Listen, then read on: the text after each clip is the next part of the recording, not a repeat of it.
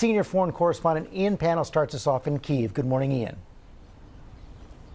Yeah, good morning, George. That's right. More explosions this morning, and we've seen 2 fighter jets flying low over the Dnieper River, which just runs behind me. It's not clear who they belong to.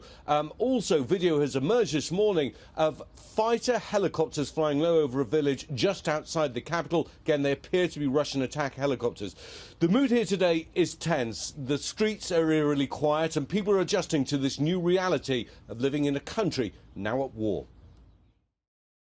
Overnight, Russia launching a large-scale attack as it starts to invade Ukraine. A volley of explosions echoing through the night sky over Kyiv.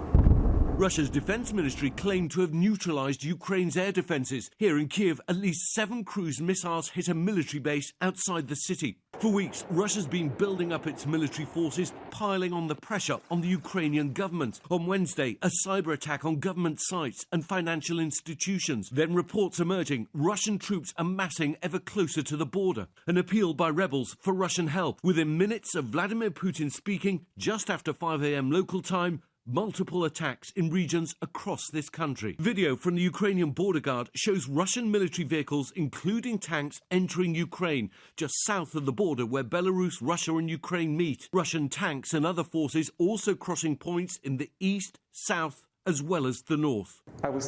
Just minutes before the attack, Vladimir Putin addressing the nation once more, declaring the start of what he called a special military operation in Ukraine aimed at the demilitarization of the country. Putin laying the groundwork for an invasion by recognizing 2 breakaway territories controlled by separatists sympathetic to the Kremlin as independent. But the magnitude of the attack making clear Putin's ambitions extend far beyond these regions. Russian forces attacking a number of sites in the capital Kyiv as Ukrainian anti-aircraft fire responded and sirens wailed, waking the city's residents.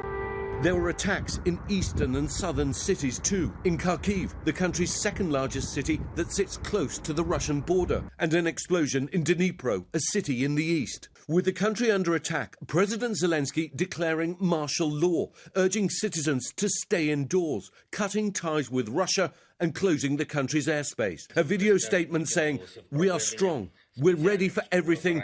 We will defeat everyone because we are Ukraine." As the attack commenced, a remarkable split screen as the UN Security Council huddled thousands of miles away in New York, convening yet another emergency meeting, diplomats decrying Russian aggression, but powerless to stop the assault. At the exact time as we are gathered in the council seeking peace, Putin delivered a message of war. President Zelensky, in an impassioned television address just hours before the violence began, speaking in Russian, he made a last appeal for peace. Saying he called Putin himself to make the same plea, but was met with only silence. And then the sound of shelling. President Biden responding to the attack, saying Russia alone is responsible for the death and destruction this attack will bring, and the United States and its allies and partners will respond in a united and decisive way. Well, there have been a number of casualties. The precise numbers are in a state of flux, and it's hard to verify. There are lots of claims and counterclaims about what's going on right now. NATO Secretary-General speaking this morning, I think capturing the mood of many, not just here in Ukraine, but across the European continent, saying it will be a new Europe after what we saw today. George? It already is. Ian Pannell, thanks very much.